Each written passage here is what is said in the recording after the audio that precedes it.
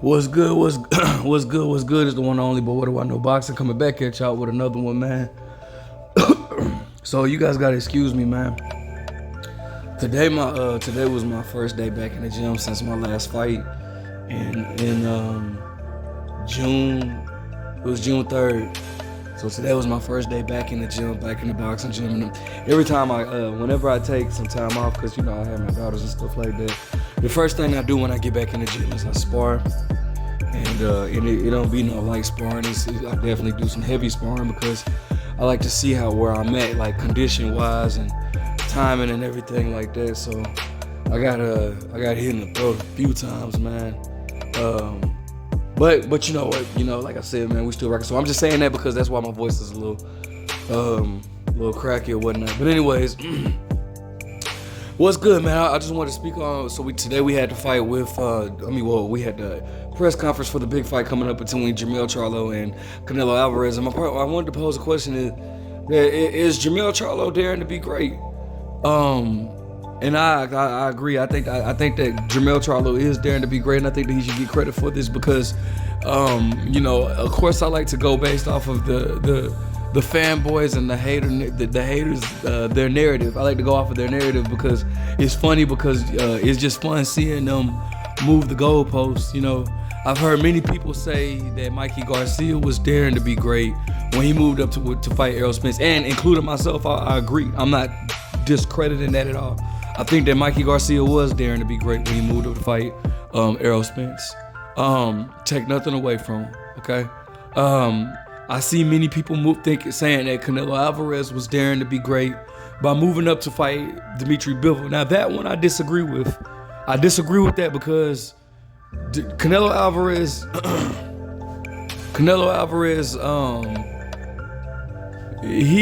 when many people watched Dimitri Bivol fight Craig Richards. Many people watched Bivol fight Craig Richards, and I remember because around that time people was talking about Canelo possibly moving up to how would he fare at the light heavyweight division, and so many people were saying like because Dimitri Bivol's performance didn't look so. He won clearly. Don't get it twisted. Dimitri Bivol won clearly, but he didn't look dominating or spectacular or nothing impressive. So I know a lot of people were saying that like, well, Canelo Alvarez would beat Dimitri Bivol, and, you know, Canelo Alvarez, you know, like Dimitri Bivol is not special and all this type of stuff. So I've always kind of taken it as Dimitri Bivol being a cherry pick gone wrong. And I don't necessarily want to say a cherry pick because cherry pickers are wrong. I don't think that I've always said, because I've always thought Dimitri Bivol would beat Canelo Alvarez. But so I don't want to say a cherry pick, but I think that they thought that, you know, it would be sweet by moving up to fight Dimitri Bivol, and Dimitri Bivol just totally outclassed Canelo Alvarez. But still people said that Canelo Alvarez was daring to be great by moving up to a weight class he had already moved up to. Well, in my opinion, daring to be great can be many different things, but I don't think that that's one of them. You know, if you're gonna give Mikey Garcia the credit for you know daring to be great, and again I agree with it because I feel like Mikey Garcia was daring to be great. I feel like Kell Brook was daring to be great.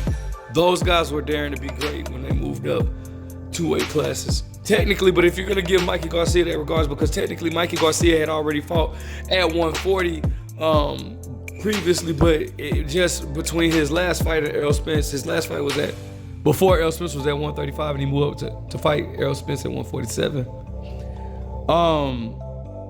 If you're gonna give him that credit, then you have to give Jermell Charlo that credit because for one, again, Jermell Charlo's never fought at 160 nor 168, so you have to give Jermell Charlo that credit for moving up 2 weight classes and fighting the undisputed champion at 168. Now, granted, Canelo took a belt from everybody except for he took the belt away from everybody except for David Benavidez. But I still feel like we owe it to Jermell Charlo. Because, I mean, he's fighting the quote-unquote #1 guy in the division at 168. So I think that definitely Jermell Charlo is daring to be great.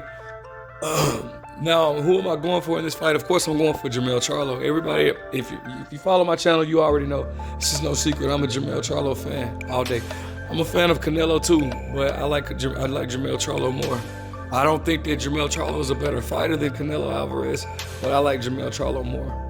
Okay, but what do I see? How do I see this fight playing out? Well, the thing about that is Canelo Alvarez.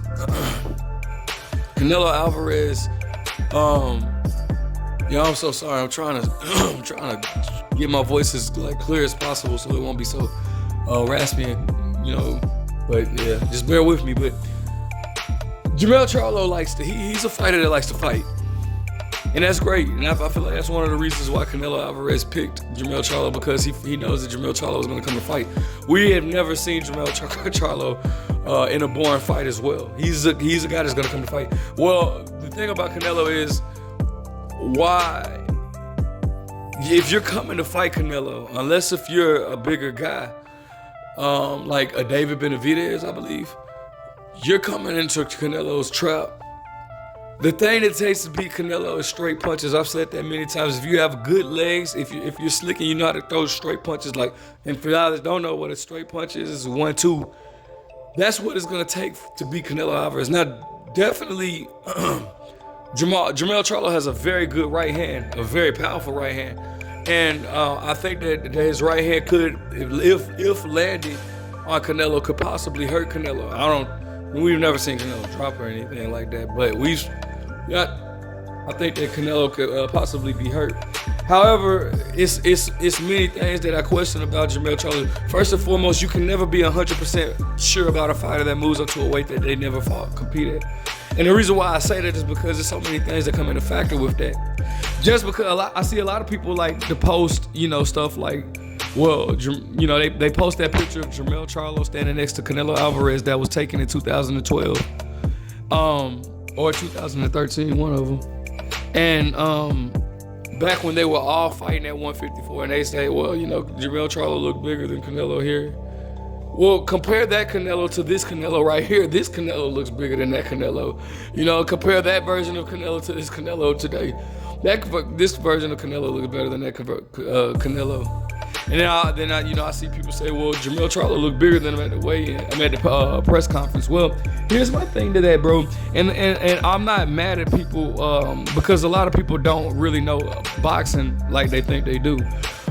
Just because you walk around at a weight, for example, Errol Spence at one particular time walked around at 180. But does that mean that he should? Would you give Errol Spence a chance to fight Canelo against Canelo? Absolutely not. Would you give Jermell Charlo? Actually, I could give you a better example. Kell Brook, for example. Kell Brook actually walked around at like 185. He actually walked around heavier than Triple G. But again, just because you walk around it that way doesn't mean that you can fight. You don't know if coming up to 168, you don't know if that weight is gonna play a key role in your fatigue. Jermell Charlo can go 12 rounds and is conditioned for 12 rounds at 154, but an extra 14 pounds on his body, we don't know if that's going to play a factor in this. We don't know if his punch power is going to be the same at 168 rather like the same like it was at 154. We don't know if his punch resistance is going to be the same at that higher weight class. But that's why they have weight classes. They have weight classes for a reason. But people tend to not understand that. So with all that being said, if you factor all that's stacked against Jermell Charlo, yes, absolutely. I want you guys to say that you same guys that say that Canelo was daring to be great by moving up to fight Dimitri Bivol. Jermell Charlo is daring to be great to move up to fight Canelo Alvarez. The only difference is Jermell Charlo is actually moving up 2 weight classes. Canelo Alvarez moved up to a weight class that he had already competed at. All right. That's my whole thing on it, okay? So let me know what you guys think. Make sure you guys like, comment, subscribe. Do you feel like Jermell Charlo is daring to be great? How do you see this fight coming out? What would you like to see from each fighter? What are your keys to victory? Like, comment, subscribe, but what do I know?